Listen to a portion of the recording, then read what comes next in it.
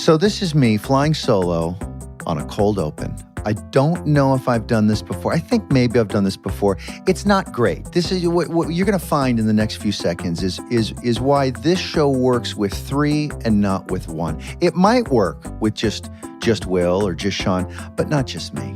It's just not enough. It's like one hand trying to clap. It's not possible. It sounds like this. You want to know what it sounds like? One hand clapping? It's terrible, right? It's not entertaining at all. So let me bring in the other 2 hands and let's light this candle. Here we come. SmartLess.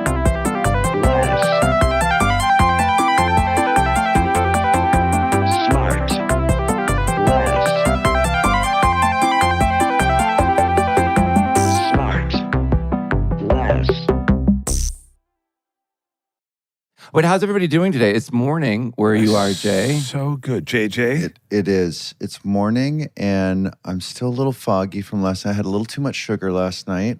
Oh, no. What'd you have? I have a sensitive system, Did you go to Sunday Fun Day?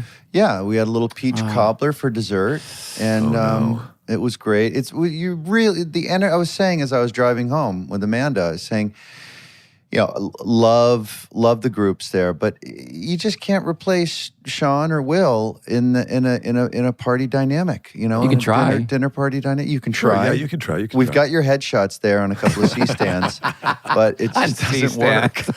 C-stands. Still, by the way, you could put cake on the picture and the headshot, and I'd still probably enjoy Somehow it. your picture would come to life and eat it up. It like voodoo, Sean. You'd all of a sudden you'd like feel a warmth in your stomach. Speaking of voodoo, I watched Weapons for the 3rd time in a week last night. Yeah, I can't wait to see it. Man, big fan of that movie. That's Zach Yeah, Greger. you keep saying how That's what good it he's is. doing. And you watch with Franny? Franny soaked it up, loved it. It's a real director's accomplishment. Well, Franny's going away to start. She's going away to college. She's going away to college. I know. I move the next her couple in days. tomorrow. Tomorrow? Yep. No way. Yes. But at least she's going locally here to a university here in Los Angeles, and so there might not be tears. I think if I was to fly her somewhere and then fly away, it would be really Yeah, but really it's nice. You don't think that you're going to have tears? I don't think I'm going to have tears. No, because look, as any parents pushed them all out there at that an have, earlier age. Yeah, but 17-year-olds, 18-year-olds, they end up doing a lot of sleep outs anyway. So, she's sort of like living here 3 days a week anyway. Okay. Sleep outs. Sleep outs. Sleep outs. What the hell's a sleep out? Sleepover? Overs? Yeah. Sleep out. Hey, can you come over for a sleep out? What are you going to sleep out on the lawn? Sean, was it teary when you left? Did your mom shed tears out of her one eye when you left for college? I think the other one still cried. It just didn't see. In the box. It was in the box. It was. I opened the box later. It was soaked. Cooling. It was cooling in the box. No, I remember my move-in day for college though. It was like 100 degrees out. Everybody just couldn't wait to be done with everybody. It was just like, get out. It's going to be 100 tomorrow when we're shipping furniture up 2 flights of stairs. Is that what it was with you? Just like carrying crap? Who'd you pay to do it? Yeah, exactly. No, it's going to be me and Amanda and Maple. Is it really? Yeah, 3 cars worth of stuff. Can I just say that were I there, and this is not a hollow offer because I would help. I would help. by the way, it's a very safe offer. That I know it is, but it's true. But I would love to help. Thousands of miles away. I know, but it is true. College was the best time of my life. I loved it. I remember before you peaked in college. I did. I remember my brother Mike was so impatient that before computers and everything, and you had to sign up for classes. He drove the car. There was a line from the building, or whatever it is, the administrative building where you sign up for classes, all the way down the entire street. There was like 1,000 people waiting in line to sign up for class. He drove the car right up on the lawn, got me out, walked right up to the front, and said, "Hey, I need to sign my brother up for classes." And like, "Well, there's a line." She's like, "Yeah, I know, but we were registered to come in. We had an appointment." And he just lied his way, and she just bullshitted. Did it right away. That sounds like me trying to get an iPhone.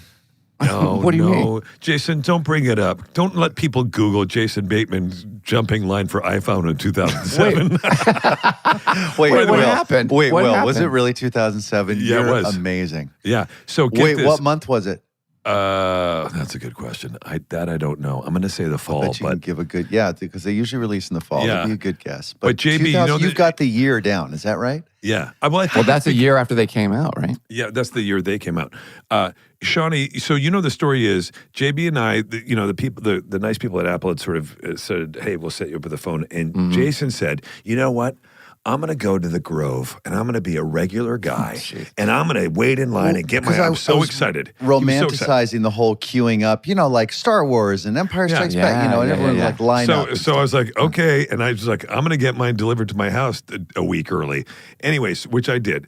JB goes down. God bless him. God bless this little boy. He goes down to the Grove, and he's waiting in line, all excited and diligently, right? And he's there, and the employees at the Apple store there go, "Hey, look, that's Jason Bateman line." So they go out to him and they go, "Hey, man, don't wait here. Come with us." So he kind of like obliges out of being polite, and he goes with them. They bring him into the store, and he gets a phone early. Well, wouldn't you know, the Daily Mail or whoever, paparazzi are taking photos of people lining up. And the story comes out, Jason Bateman skips line. He jumped the line. I love that. And the story's out before I get back to the office, right, Willie? I got to the office and it was already online. And Dude, wait a minute. Hey, man.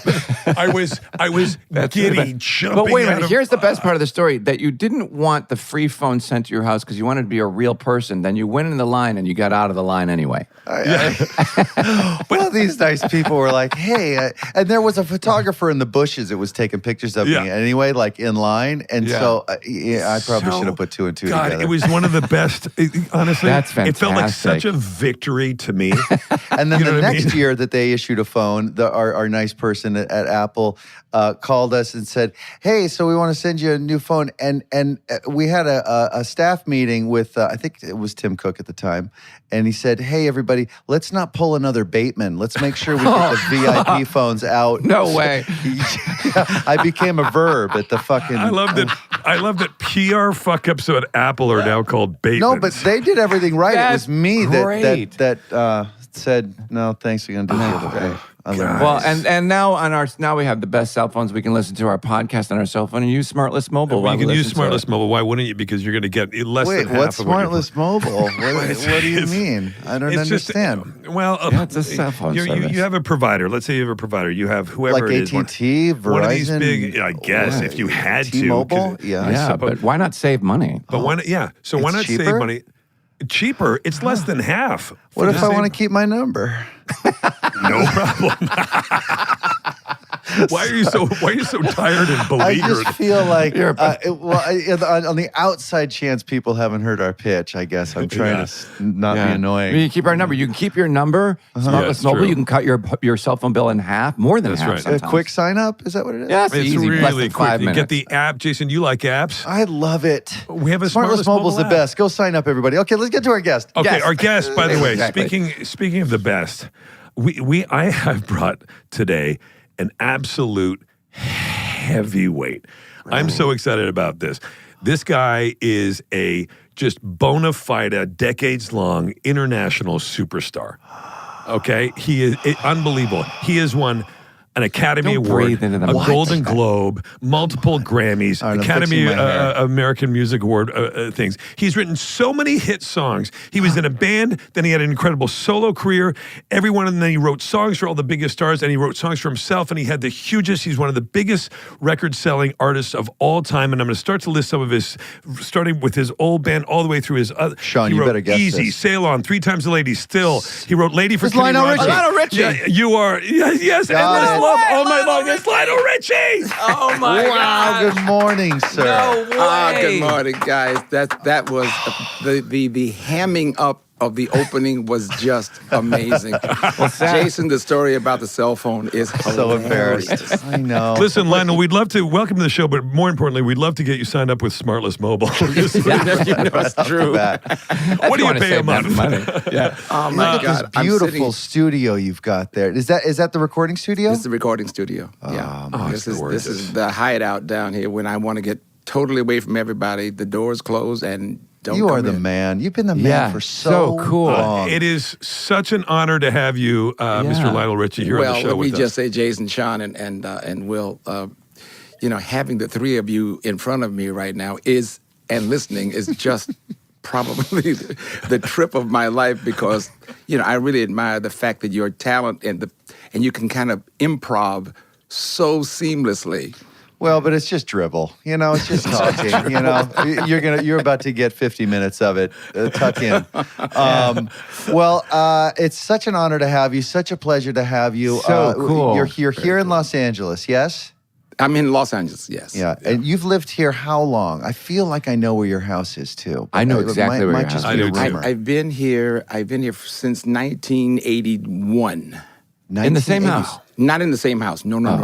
I did the start off in the guest house, then you go from there to the main house, and then from there, okay, I'm out of here. Yeah. So, a couple of rentals here and there, and then finally ended up here. Beautiful. Where did you start? Where were you born? Where'd you get raised? Tuskegee, Alabama, right on the campus. Really? Yeah, so that's right. So you grew up on the campus in Believe it or not, Tuskegee. right on the campus. It was, well, I shouldn't say right on. It was across the street from the gates of the campus. And since then, the campus has surrounded my place, my house. So.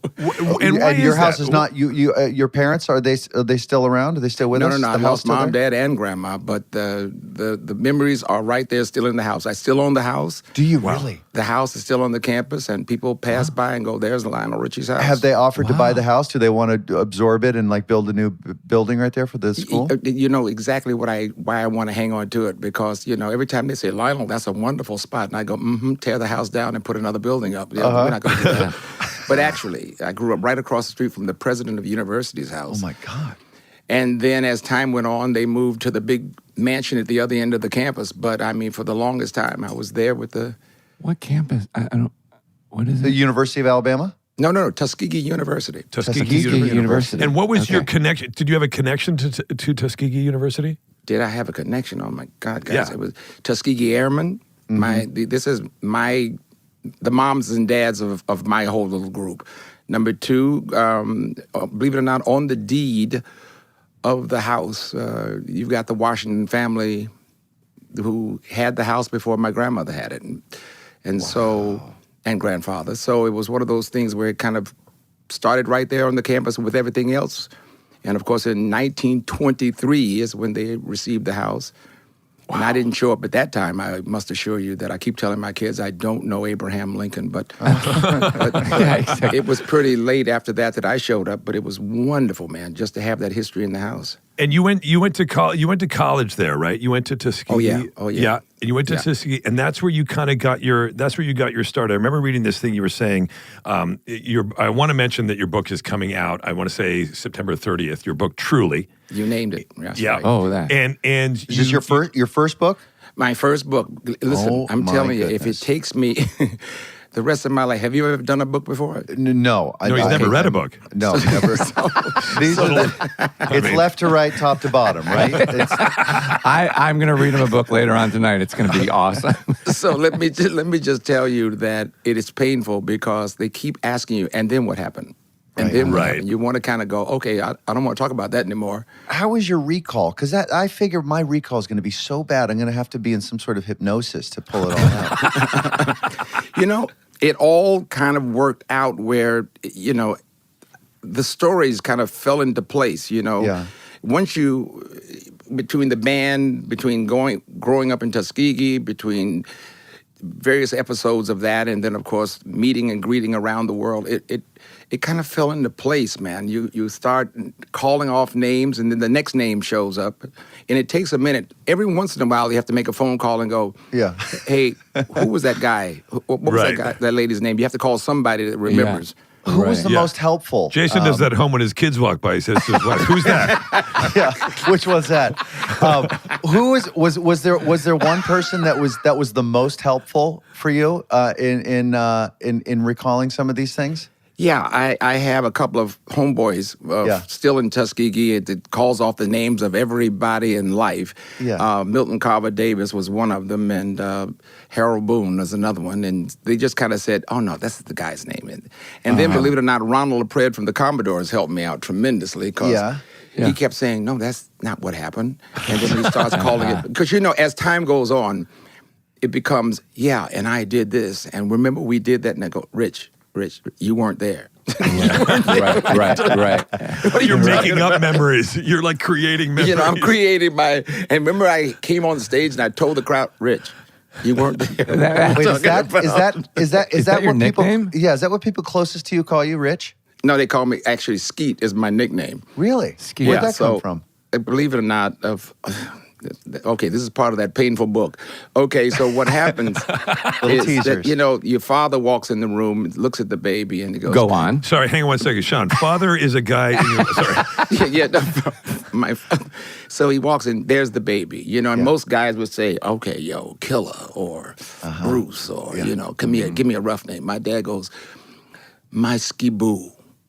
My ski. And I said, you know, I even questioned him. I said, dude, of all the names, why Skiboo? He said, it just came out that way. Well, anyway, I'm now in high school. I carry Skiboo all the way through elementary school, which is painful. Painful, I tell you. And then I get to high school, and the guy said, you're going to get killed in high school with Skiboo. Yeah. So we're going to change your name to Skeet. And that was it. Wow. And then it was Skeet. It was never Lionel or... No. Yeah. Formality. I like Skeet. That's kind of Yeah, cool. Skeet's Well, cool. so let me give you the other name so you'll know. Anytime you have a guy named Fungus, another guy named Cookie Man. Yeah. You Wait, follow me? So Skeet, I got away clean with Skeet, okay? Those are your two other best friends? Oh, no, we had Fungus? P-Head. We got some names, P-Head and Sonny Boy. We got some names. So. Oh, What boy. a crew. But believe it or not, can I tell you, these guys went on to become great lawyers. One guy is a biomedical nuclear engineer for NASA. That's Fungus? I mean, come on, you know. Fungus. Fungus, obviously. Yeah, Yeah. so he was the smartest guy in the stupid group. So Yeah. Wow. the rest of the guys. Wait, so getting back to Recall, how good were you at keeping all your memorabilia, news Yeah. clippings Ooh, and yeah, pictures good. and Yeah. things like that? Good? Got them all. You do? Really? Yeah, and How it did wasn't. you know to do that? Was that a mom or a dad thing that was like, son, keep your stuff? It was mom, dad, grandma, cousins, aunts, uncles. They kept every clipping, and as they kind of said, I'm wrapping up the house here. Yeah. So scrapbook after scrapbook after scrapbook. We've got volumes of the first time I did American Bandstand, the first time of this, and the first time I that's played so it. great. They got it all, you know. And you got it in the book there too? You got pictures of all that stuff? You know what? That's in the, believe it or not, that's the second book. That's coming. Wow. Smart. Wow. Let me ask Will and Jay. Do you guys do it, or do you have family members that archive your stuff? No. My mom was pretty good about it, and I think I know where some of that stuff is. I've got some, but I think Have you, Sean? I've kind of Scotty does every single thing I do. Oh, that's really? cool. So great. Yeah. That's cool. That's Believe it or not, great. you want to lose It's like some living of it. with single white male. Yeah. Did you have candles under it? I sleep with one eye open. Wait. Lionel, I want to get into Skeet, if I may. No, I'm kidding. I want to get into. So you start. That scared I love me, this. by the way. Okay, keep going. Yeah, I'm sure. I love that you started. So I read some excerpts from your book, and you were talking about you owned a saxophone, and you didn't describe yourself as a player. You describe yourself as a blower, and these guys were like, "Hey, man, No. I hope I didn't write blower in the book. No. I'm. That's the title of the book. Am I No, right? I said saxophone holder. holder. Okay. Yeah, You it's couldn't a even- big difference. Okay, it's a big difference. Mine's Well, blower. it's Yeah. still a tricky title. Holder blower. But that you just kind of had it. You didn't really know how to play. You kind of were able to. You had a musical sensibility to you, and you were able to mimic from Yeah. stuff that you heard. Is that true? By ear, and that ear. not only saxophone but by piano as well. I cannot read or write music to that point. Wow. Amazing to me. So what makes it all kind of weird is that when you can pick up a horn, and once you figure out, you can now play along with Sonny Stitt, or you play along with Coltrane, or you play That's along with, and you amazing. go, okay. And then when you sit down to the piano, once you find out that some of the greatest artists in the world cannot read or write music, there's Smokey, there's Paul McCartney. Once you start going down that list of folks, Right. it's a pretty rare fraternity, sorority, Now, so did you ever learn or want to learn the names of course, like the 575 or the 164 or the sharp seventh or whatever that? Well, I can say it. I can talk about it. But the point is, my problem was ADD or ADHD, which we didn't know back then. Right. So okay, that's great. Now try to read that on a page with dots. Yeah. So tracking was the worst thing in the world for me. It wasn't that I couldn't read it. It's just I couldn't read it fast enough to play it. Right. So Interesting. So when you get in a room, I just forgot all Can you that. read a chord chart? Yeah, forget about it. Forget it. You can't read a chord chart, which just says this chord, No, then this chord. Then I can get it done faster by standing in a room with a group of musicians, hum it to them. Wow, that's amazing. That's really And cool. they are so gifted that what you do is by the time I finish the hum, they've already played it 6 times over. Well, that's what I'm blown away by. All of the hit songs that we all know through all of these years that came out of your head, like it's just fascinating to think about how did those melodies and those things come into your head. It's just amazing. That's the weirdness of the God gift. You know what I'm saying? I look at actors, I look at comedians, and I go, you know, how did you put that together in your head? And sometimes they say that was improv. You know, half of that was this But how do you explain it though? Do you just hum whatever you're feeling, or yeah? For me, if I told you there's a radio station playing right now, and all I have to do is tap over into it. Now, it's only 12 notes. Here's the magic of this. It's not like I can go cheat on a lot of words and stuff. There's only 12 notes here, guys. And so what happens is you have to know, all you need is 4 chords. And that's a whole album, you know, believe it or not. So what happens is just knowing what notes to put together, and believe it or not, I can hear that. Now that's, Right. Yeah, it's amazing. you know what I'm saying? And we will be right back. And now back to the show. Have you enjoyed how it's changed over the years in your own head? Because any natural gift does morph, sometimes to the better, sometimes to the worse, as your taste evolves and as you allow yourself to be influenced by things that you like, and as we get older and tempo and all that stuff. Have you enjoyed that process? How your music has changed a bit? In love with it. Yeah. You know, what happens is, you know, remember, it's all texture. It's all, you know, sounds. It's, you know, it's all about sonics. So when I started off probably about the first 5 years, 6 years on a grand piano. Yeah. Got it?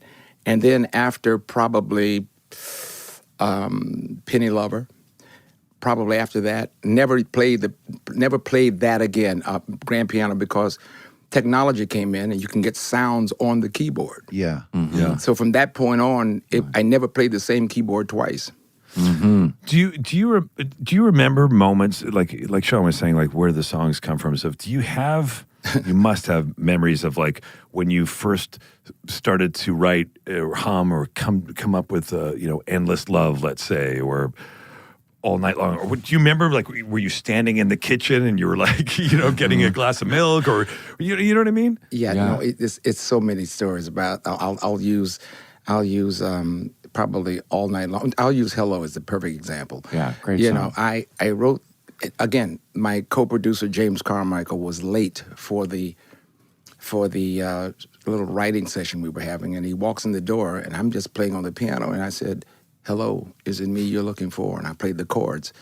No and way. I was waiting for crazy. him to say, "Yeah, I'm here. Okay, let's get started." He said, "Finish that song." Wow. So you already had the melody, and the lyrics just came as a kind of a joke to. All I had was, "Hello, is it me you're looking for?" Which is the corniest thing I could ever think about in life. Oh my God, it's so great though. So if you really want to know the backstory of this, which I will tell you, the backstory to this is I didn't like it.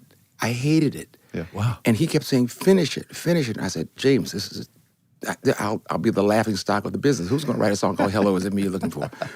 And so enough, I finished the song, and then I fell in love with it, and he hated it. Because he was going, okay, because he put the strings on it. It was very heavy, heavy, heavy.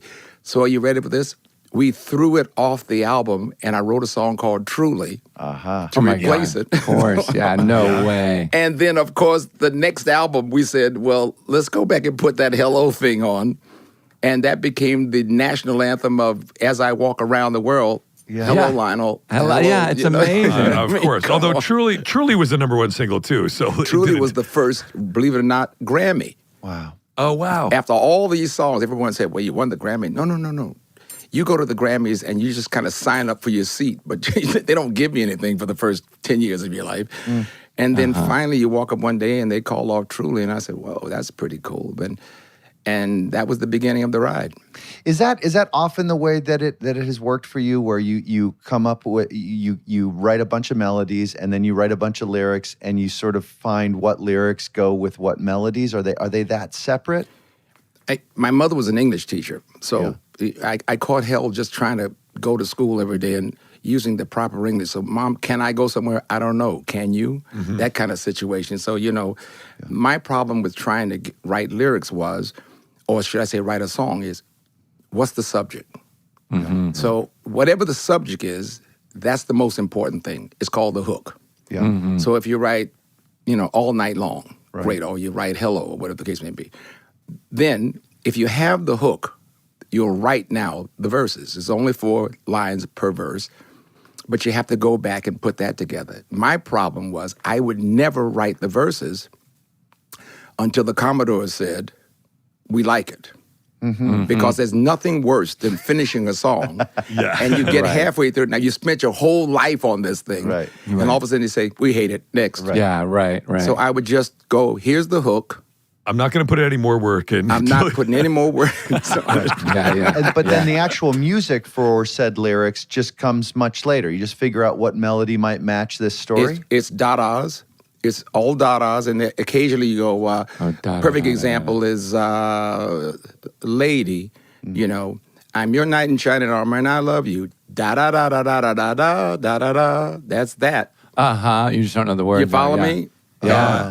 Penny lover. It's almost like a call and answer. Yeah, you just kind of throw it out there. Now, there's some what we call God's words, which is while you're writing the song, some mumbles comes out in real words. Yeah. Well, you want to hold those as much as possible. Yeah. Because that's the true essence of where the other side was trying to direct you, really. But what about the great luck that your ear has such incredible taste in what a melody sounds like, and you also have a voice that is incredible as well. Like, you've got both of these enormous talents. It's a perfect storm. There are a few others, but not many. My God. You have just done my gratitude mantra. First thing I get up in the morning, the last thing I say at night. How did it ever happen to me? Holy crap! I mean, you think about very serious things in life, and you don't really think about it. It was someone said years ago, when you're 19, 20, 25, and you win Wimbledon, and you go, wow, where are we going to eat tonight? Yeah. And then you turn 50, and you go, I won Wimbledon? You know what I'm saying? Well, That's it's only looking back that you realize, holy crap, what was that good all for you. about? I'm so glad that we ask people that sometimes on the show, do you allow yourself to pat yourself on the back and appreciate where you are, where you've been, where you're going, all that stuff. It sounds like you've got such a healthy relationship with and perspective on your life and your gifts. And that was gonna be my next question. Is you seem like such a lovely man. How would you tell that to my kids, please? For God's sake. I would suspect JB, if I can jump onto your question before you finish it and just say what I noticed is you mentioned early on that you got all your old buddies back and where you grew up and that you're really still in touch with. I forget, it was Fungus. Fungus. Fungus. Fungus is among us. Yes. Fungus and Fungus and all these guys and I think the idea that you stay so in tune and in touch with them probably has a lot to do with getting their perspective that you have. Yeah. The beautiful part about this now, when I tell you how long we've known each other, then you're really going to know how strange it is and wonderful at the same time. I've known these guys since preschool, elementary school, high school, college. No way. Wow. That's really cool. I mean, honestly, and by the way, every month we have a Zoom call that's great. together. Really? And we talk about, just like you're sitting here talking now, we've got Zoom calls and we're sitting there talking about what you're doing and what's happening and who's doing what and what hurt you. Sorry, Shani, but my question was going to be really more about like how many times was it ever tempting? Because we live in such a permissive culture and business, like you're allowed to be your worst part often. Right. And were you conscious of making the choice to stay sorry to use the word again, lovely as you are, like it could, because it's easier. It's to be lazy and to be nasty and to allow people to sort of, clean up after you and care for it. Like, do you know what I mean? Like there's just, it's a choice to stay kind. And I wonder if that would there struggles with that? Well, I'll be honest with you. I kind of grew up in a magical family a little bit here. Because I used to go back and ask my grandmother every day. I said, Grandma, how do you have so much wisdom? You know so much about life, but you've not been around the world. I've been around the world. How are you able to hold on to your core? Yeah. And she said, if you learn how to treat people right at home, the rest of the world is easy. Mm-hmm. An asshole is an asshole. Yeah. Right. And period. And so, again, we're in this business. It's called the entertainment business. We run across enough assholes every single day. Yeah. So we kind of, the motto that I have, if you can spot one, you make sure you don't act like him or her. Yeah. We came across an asshole recently, and let me tell you something. I'm not joking, and the three of us sort of appreciated getting that contrast of seeing that grade A-hole behave in a way. Yeah. Gave us the perspective. And it's funny, I was saying to my one of my sons, my 15-year-old today, I was driving him to work, and I said, "Hey man," I said, we're just talking about moving through life and stuff, and I said, "You know what, dude? If the only piece of advice I can give you is, no matter what, if you keep pushing out love, even in moments where you feel like you're not getting what you get, if you push it out, it creates a world where you get it back from the universe a million times. So love on people, be kind to people when you run into them, talk to people, not just here at home, we have a loving environment, but also out in the world, and it will come back, and your experience, and don't do it with the hope of getting a result, just do it." No, That's right. I had the wonderful pleasure of watching. We have to go. Sorry. That was it. That was the last. Kidding. And no, go on. I had the pleasure of watching my dad. He was one of those guys that, I just couldn't figure him out at the beginning. He would walk up to people and, you could tell that he was a lover of people. Yeah. And so he would come home some days and bring a man home to the house, and he would... Bert, put on, that's my mother, Alberta. Bert, put on another plate. This is Bill, Bert, Lionel, Deborah. And so he said, I'll be back. I'm going upstairs for a minute. And so here's the guy at the table, Bill, and so, okay. And so my mother starts asking questions. So did you, do you work with Lionel? I'm a junior, so my dad's Lionel. Okay. Yeah. So are you working with Lionel? No, ma'am. Were you in the military with Lionel? No, ma'am. Are you all friends from where he grew up? No, ma'am. Well, where did you meet Lionel? Why are you here? He said, well, I just met him at Kroger's. Right? So now my mother leaves the table to go upstairs to ask my dad. Yeah, who the hell is this guy? Who's this guy, right? And of course... Deborah and I, my sister, we go upstairs to hear this conversation because we want to know too. Yeah. And so what the conversation was, he's going to do a job interview tomorrow, and he needs a suit.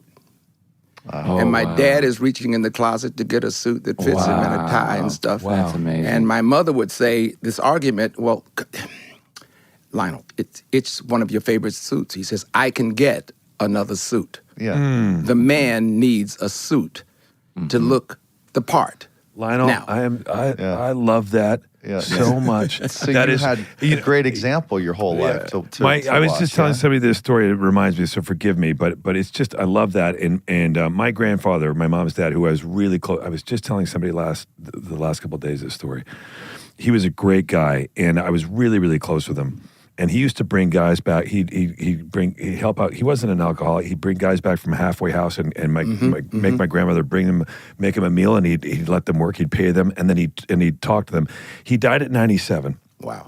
Everybody who were his friends, his peers, had died years before. And I was just saying, the remarkable thing was that church was packed. Yeah. Because he did stuff for people, young people, all the time. I couldn't believe it. I was like, this guy's 97. This church is packed. Right. Yeah, that's so cool. You know? And it that's a testament to his the whole life. Yeah. Yeah. In college, I would bring guys home and no questions asked. Sean, No we're questions just asked. let's go to a break. Really. Sean. Wait. Lionel, it was Lionel, a totally Oh, different my God, story. Please, and please let me come back. I want to come back to this part. I want to come back. no Please. suits. No suits. I was giving no suits. No, you were taking off suits. Hey, listen, Lionel, can you ripping him off? You started, your first band was the Commodore. Your first big band was the Commodore. Can you talk a little bit about your experience, how that happened, and then how you gradually moved away and went on a solo career? Just walk us through that a little bit, if you don't mind. Well, yeah, I was going to say that's a whole session by itself. Yeah. Well, okay, I'm back in school, and it's my freshman year, and of course, I run across this guy on campus, and he says, do you play any instruments? And I said, well, yeah, I'm a fabulous horn holder, And I didn't tell him that I brought the horn to school to learn how to play it, but he didn't ask that, so I didn't tell him. Horn holder. Yeah. So, he said, well, we're starting a band. There's going to be a freshman talent show. And basically what the freshman talent show was is that all the seniors and upperclassmen would come in and laugh at the freshmen. So, we put this band together. And believe it or not, at the freshman talent show, we killed it. Yeah. We just surprised everybody. Well, you guys just had chemistry? Like you just vibe. Yeah. That's wild. Again, and back then all you had to play was James Brown, and you got it. So you guys covered a few songs. We did nothing but covers. That's And so the beautiful part about this was there was a guy in the audience who was in a band called the Jays, which is the seniors, the greatest band in the world on campus. Right. And so these guys were graduating, and it was two guys that are going to stay around because they wanted to put a new band together, Michael Gilbert and Jimmy Johnson. And the next thing we got, a couple of guys, got phone calls. Hey, can you guys stop by? We want to talk to you about putting a band together. Well, to get a call from them was like it. Yeah. Right. And so we put the band together. Next thing we know, we have a band called the Commodores. That's just nuts. That's just nuts. We played every sorority house, every frat house, so every crazy. campus from here to there. And it you know? just And then built how did from the there. songwriting? How did the songwriting start? So you're doing covers, and all of a sudden you're like, hey, we should write our own tunes. Yeah. Well, that's a whole story. I mean, it's good, though, because, we could cover everything. You want Sly Stone? We got Sly Stone. What do you want? Temptations? We're Temptation. You want Three Dog Night? We got Three Dog Night. Whatever you need, we can play it. And then it got to the point where we're trying now to figure out, okay, I think it's time for us to put a record out, right? It's going to happen. And so we started doing auditions. Well, we went to one audition that changed the whole trajectory of what we're going to do. And that was Philly International, Gamble and Huff. And we went in and we played every song. We killed it. It's bam. We nailed it. Mm-hmm. And right after that, something happened. The guy came back and he said, guys, you all killed it. We said, right, we got a recording contract, right? He said, no. He said, what we were thinking the whole time you were playing was, because by the way, you sound just like Sly Stone. You sound just like the Temps. You sound just like, who do you guys, what do you sound like?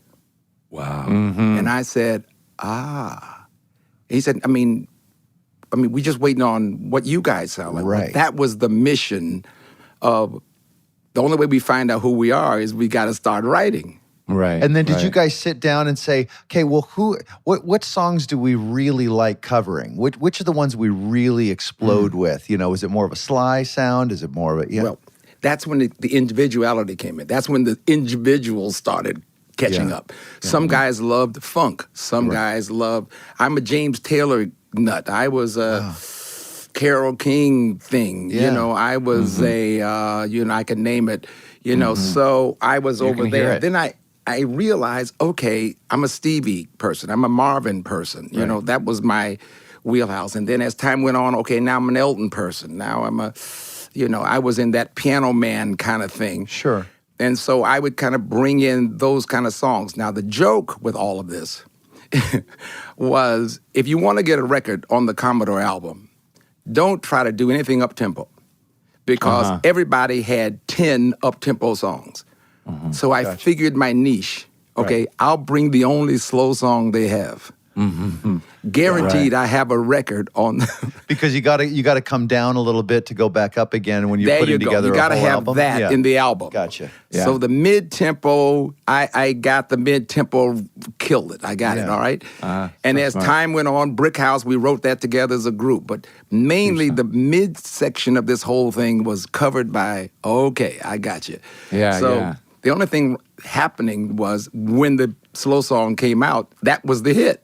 Wow. And then in that time when you were writing those songs, when did you, because you also wrote some song, like you wrote for Kenny Rogers, you wrote famously, you wrote Lady. I mean, You did? yeah. God bless. When did you start writing for other unbelievable. artists outside of your own, Well, Kenny was an interesting story because of the fact that it was not supposed to be for Kenny. It was supposed to be for the Commodores. Yet another slow song for Got it. the Commodores. He's doing air quotes, by the way, just for listeners.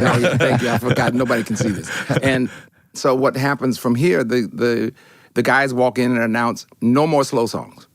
Okay, so that eliminates the brother right here, gone. And so now I decided I'm going to put out a religious song called Jesus is Love. So I went left of that and put out a church song. Meanwhile, I got a phone call from Kenny Rogers. Do you have one of those songs, man? I just need, right? And I said, Kenny, I have it, but I don't have time. We're going to go on tour, and I don't really have time to do this, but I'll call you when I get back. Yeah. 2 weeks later, the drummer falls off of his motorcycle, if you can believe drummers and motorcycles. And I called Kenny back and said, I'm back from tour. I got it, right? I got it. Yeah. And so the song was called Baby. Instead of Lady? That's all I had. Baby, I'm your knight in shining armor, and I love you. Ba-da-da-da-da-da-da-da-da-da. That's it.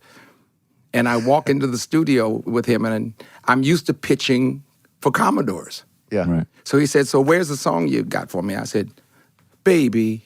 No way. No, excuse me. He told me how much he loved his wife, and at the time, she said, she's a lady. I mean, a real lady. Yeah. Okay, now what's the name of your song? I said, Lady. Work with Baby. Come on, you got to make it work. I love that. You know, good. when I was 24 years old, I toured with Kenny Rogers. I was a Christmas elf in his Christmas tour. Yeah. You played a little elf, and you'd come out and you'd bring him I'd sing. That's right. the microphone and a little gift Sean, box. just give us a little taste, Sean. Just give us a Well, little we'd open taste. the Christmas session with we need a little Christmas right this very minute. Oh, boy. Candles in the window. really? And then I was always high. Like every show, I was high out of my mind. But Kenny was really nice. He was a really good guy. Yeah, that's all. I mean- I have many, many stories, but not from I not know. right now. He's that guy. You could have Yeah. stories forever. I could talk forever. Yeah. Yeah, you guys were good friends for a long time, isn't that right? Forever. Oh, really? Oh, that's great. Yeah, he's such a he nice, was nice probably guy. not only my friend, but my one of my biggest mentors, really. We'll be right back. And back to the show. You wrote a lot of songs like All Night Long and Dancing on the Ceiling, a lot of sort of party. Were you part of a party vibe? I was the party animal. What are you talking about? Were you? Yeah, you know what's so funny? I mean, everyone keeps thinking, Lionel, it's really nice because you're such a street guy. Listen, man, I hung out with P-Funk, okay? It's Parliament Funkadelics. P-Funk. I mean, when you're in Rick James, I mean, come on, guys, that's the class. I mean, For sure. Where were these years? So you'd left Alabama. Are we in Los Angeles now during a lot of this the Commodore stuff? I would say from 70 to probably 75 was like everybody's going to die or everybody's going to live through it. You know what I'm saying? This was in L.A. or we No, in New York? it's across the country. L.A., New York, we were all touring. But Sure. the only guys that didn't make it till late was the Commodores. P-Funk was already in motion 3 years before we made it. Wow. And so, Bootsy Collins, I mean, think about this. This is an era where, to get the phone call and say, I'm sorry, this so-and-so died, that was everyday occurrence. Right. But at the same time, you ask the question, how did I get through it? It's just the fear of dying, because that's what's at the other end of everything you want to try there. But it was such an amazing period because you got a chance to see either what you want to do or what you shouldn't do, or, because what's the end result? You're going to die. So it's not too much to think about. I wanted to ask you, I watch a lot of documentaries, and one of the best ones I've ever seen in my whole life was the making of We Are the World. And I know that people probably come up to you now because it just came out like a year ago or 2 years ago. God, time is flying. Yeah, it was 1 year ago. But Tracy should know that Lionel, you wrote that with Michael Jackson. Right. Yeah. And as I'm watching, I'm so sorry to bug you about it, but I just please bug me. I'm just not sorry enough. It's just incredible that you with Quincy put that group of people together at a time when there were no cell phones, no computers, it was literally just phone calls, and I hope they call back, and then I hope they show up. I hope they show up. And they did. And it's one of the most famous songs in the history of the world. What was that like taking that on? This is a massive mountain to climb. There's such a wonderful feeling of naive. There's such a wonderful feeling of you don't know it's going to be a disaster. Because there's a certain time in your life when you go, this is going to be the greatest thing in the world. And you just hang on to it. And by the way, when we finish this song, we're going to save the world. We're going to wipe out hunger. I mean, think about this. We're all there to wipe out hunger, and this is going to happen. And then we start getting into the process of doing it after we finally get all these fabulous artists together. I mean, that one night was a mountain and a half to climb. Yeah. One night. One night. What time did you finish? Like 5, 6, 7 in the morning? It was 7 o'clock, 8 o'clock in the morning. We didn't start until 2. Because I was hosting the American Music Awards. Oh, the American Music Awards, yeah. Oh, my God. So from 7 that morning to go into rehearsal the following morning, I had rehearsal all the way up until 5 o'clock for when we went on the air. We go on the air. I do the American Music Awards. When it's over, excuse me, by the way, in the middle of all this, won 6 of these crazy awards. Wow. And then at 1 o'clock in the morning, drive over to A&M Studios, and we've got showtime. I mean, from that point on, I'm walking in the door, and are they there or not? And you have to explain the song probably cold to all of them, right? And this is going to be your part, and this is going to be your part. All they had was if they got a cassette. Yeah. Think about that. Yeah. If you got the cassette, you're doing good. Right. Most of them showed up just saying, okay, it's Quincy, Michael, Lionel. Okay, I'll be there. Yeah. Most of them didn't hear the song until they got there. Right. Wow. So that just shows you blind faith. And you just stayed up all night. This is the mid-'80s. I wonder how you guys stayed up all night. It's crazy to think. And in the great words of my dear friend, okay, now where are the drugs? Okay, we were talking about Roscoe's Chicken and Waffles. He said, yes, that sounds good. Where were the drugs? So then you were up for 24 hours, maybe 25, 26. Yeah. And that was called but we didn't fall apart until about 10 or 11 o'clock the next day. Yeah. Because now it's over. It's out. The baby's born. We have it. Now we got to put it together later. But the fact is, the hardest part was getting it on tape. Yeah. That was the hardest part. And then how was its reach and its effect, the desired effect was accomplished, yes? The money that it earned and the hunger that it alleviated? Yeah, it's still playing. It was beyond. I remember calling Quincy on the phone and I said, okay, they were saying, we raised $10 million. Wow, okay, 10 million. We did 20 million, 20 million. Wow. We did 30 million in 1980. Wow, that's like forever, So I remember calling Quincy after we got to a crazy number, and I said, Quincy, did we say we're going to give half the money away or all the money? And Quincy said, don't try it. Don't try it, Skeet. Don't try it. They'll run us out of town. Hey, Sean, out of curiosity these days, what are you using to mop up hunger? Like, is it just a... I just use my shirt or whatever kind of what I'm wearing at the moment. No, is it like a sloppy Joe? Or Yeah. it's it was an impossible time. You have to understand, everything was, and I would say the next thing that made it work, no one saw it coming. Yeah. Back then, we didn't have cell phones. Right. We didn't have live streaming. So no one saw this coming. So we can sneak up on the world. And so they didn't. It was I remember being a kid. I remember watching you guys and watching Band Aid and all that stuff and thinking, like, seeing all these superstars together. Yeah. Because we didn't have social media, because we didn't have any of it, you were like, oh my God, and there's Lionel Richie and there's Bob Dylan and Bruce Springsteen and Cyndi Lauper, and and you just go down all these people, and they're all in the same room. Yeah. It was a mind blow. Get this, all in the same room with no managers, no lawyers, no glam squad, no nothing. It was like, and I refer to it as your first day of elementary school. Right. And your mother dropped you off, and you got to go in and kind of deal with the rest of the kids on your own. I mean, Dylan was about to have a heart attack. But Bob showed up. Let's make that very clear. Yeah. Springsteen, we're all there. Stevie's, we're all there. Ray Charles, we're all there. And we had to kind of walk in and get used to each other. Did you see a few of them at the AMAs earlier and then say, hey, I'm expecting you in a few hours. Take it easy at the party. I saw a few. Yeah. And the ones that were coming off tour made it difficult. In other words, Stevie, okay, I got it. Michael, okay. But is Dylan going to show up? Yeah. I mean, he's not known for, like, is he? He might not, Springsteen's coming from his last concert in Madison Square Garden. Wow. But what am I saying? Stevie was in Philadelphia. Yeah. There's a snowstorm in Philadelphia. He might not get out.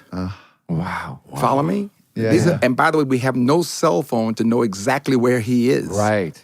But you've got contingencies as far as like, well, then Cyndi Lauper will sing this verse, or I mean, it could have been the train wreck of life. Yeah. Yeah. It was wild to see Waylon Jennings walk out. Is that? By the way, it wasn't wild at all. Wailing was true to his. Wailing was, he was walking on ice just a little bit because he was there because of Willie. Right? Willie said, it's going to be great. And everything was fine. Good old boy, he's ready to go. And then we're going to put some Swahili in there with Stevie walks in. And the point we said was, don't veer off course. Yeah. Well, Stevie didn't get that memo. And so what happened was Stevie comes in and says, we need a little, some African phrasing. Tutu wainono Willie Moingu. Right, I remember that. Tutu wainono Willie Moingu. And we said that about 3 times, and Waylon said, ain't no good old boy ever sang no Swahili. I'm out of here. And he left. No way. No way. And the joke was it wasn't Swahili, but it didn't matter. It didn't sound like good old boy, so I'm out. But we all, when Willie said, well, there goes Waylon, I said, okay. Wait. I want to know what the speaking of like the sort of like just like nonsense or words. There was I think it's an All Night Long where they go. There's that part that goes. Tambolite said the moya. Yeah. What is that? Jumbo, jumbo. It's a wonderful phrase that has gone around the world that means absolutely nothing. Yeah. So say it again. No way. Wait. Say it. Tambolite said the moya. Yeah, jumbo. With the party, we going. Oh, jambalaya. Tambolite said the moya. Right? Now, here's the joke. The joke was, I am now trying to find some African stuff, right? And so I go in and I go, let me call the UN. I figured out, call out, and I said, how stupid I was. I need some phrasing from African dialect that says infectious partying. And the guy said, Lionel, there's 101 African dialects. I said, okay, so let me get this straight. So one part of Africa, he says, one tribe doesn't know what another tribe is saying. Okay, thank you very much. I hang up the phone, call my friend from Jamaica. I said, when Bob Marley says, yeah, boy, what is he saying? He says, absolutely nothing. Yeah. So, So it's like then I scatting. You follow me? Okay, Yeah. so wobbles, well, what? Okay, nobody knows what the hell it is. Okay, great. Thank you very much. Hung up the phone. Tambolite said, You had license. Yeah. That's amazing. That is so awesome. So people That is stopped fun. me. I couldn't tell you for the first year. People would say to me, "Man, this is so great, man. You tie in the mumbo with mumbo jumbo, and they're trying to tell me what it means, and I didn't want to tell them it means nothing. Yeah. But I went along with it. And then finally, I just had to let the cat out of the bag. That's great. I love that. Man. How often are you getting out there enjoying all the love that you deserve from the crowds? Yeah. Are you still enjoying getting out there and performing live? You do a bunch of dates still? People ask me, how long does your tour last? I said it's been going on since '71. Yeah. So how it works is very simple. We just came off of a European tour, Yeah. 34 dates, from London to Germany to you name it, O2, the big arenas and a couple of stadiums. And the fact is, it's still happening. I mean, the point is, it's still happening. So when you walk out on stage, there's 100,000 people. You walk out on stage, there's 40,000 people. And the beautiful part about where it is now is that when I forget the lyrics, I just go, come on. And here we go. Yeah.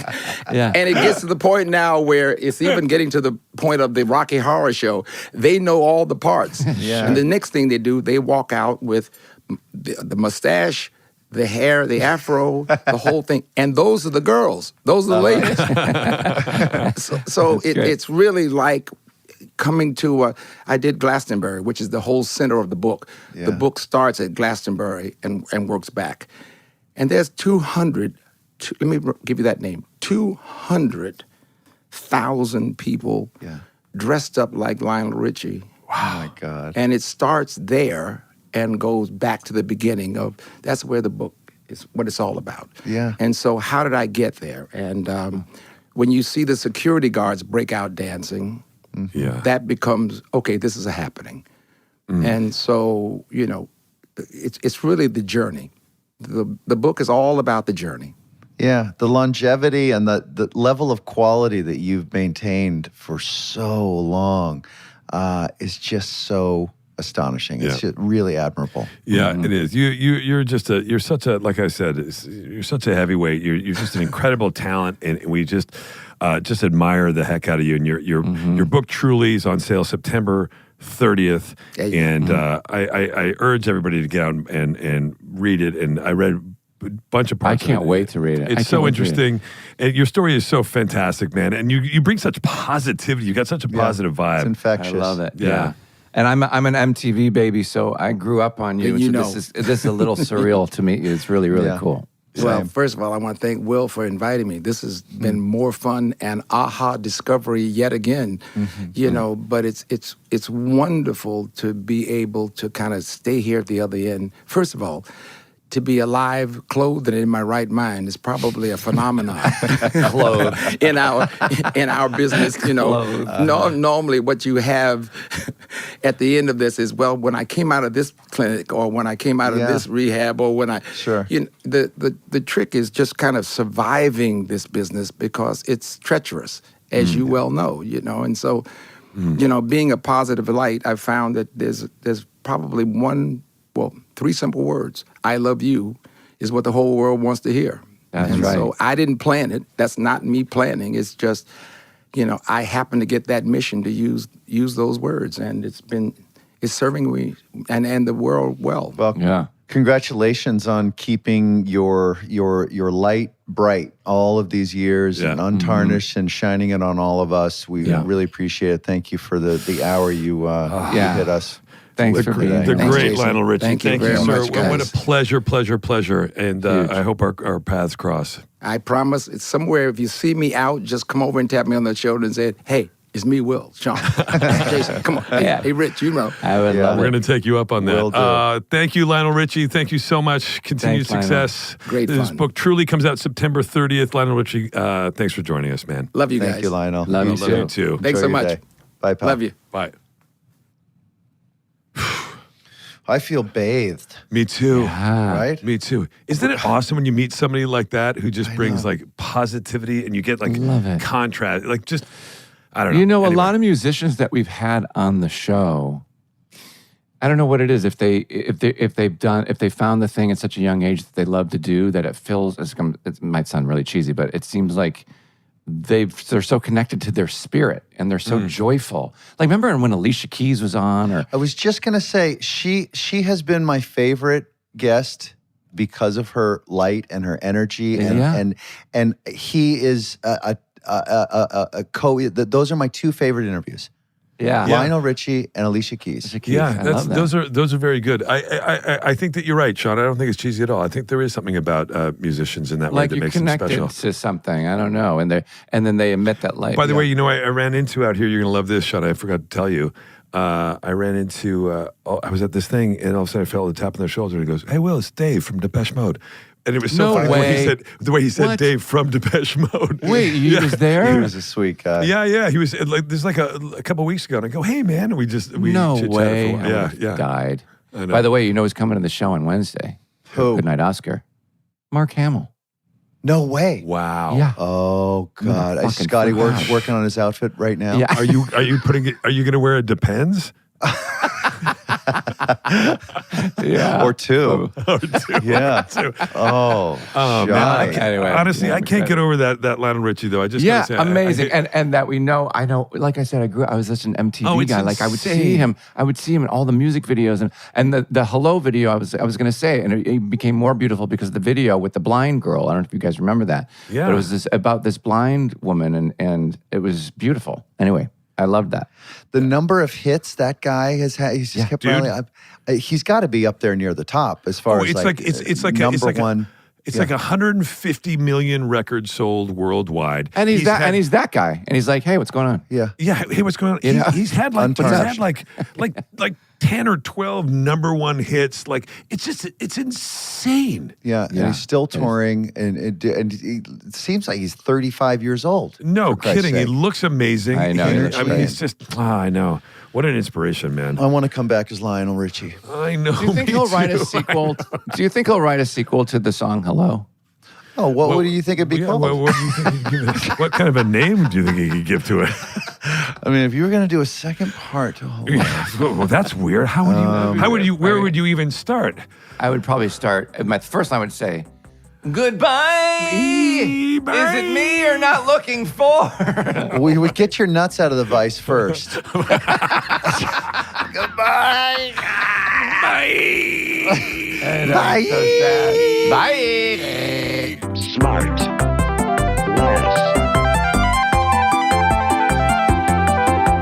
SmartLess. SmartLess is 100% organic and artisanally handcrafted by Rob Armjarv, Bennett Barbaco, and Michael Granteri. SmartLess.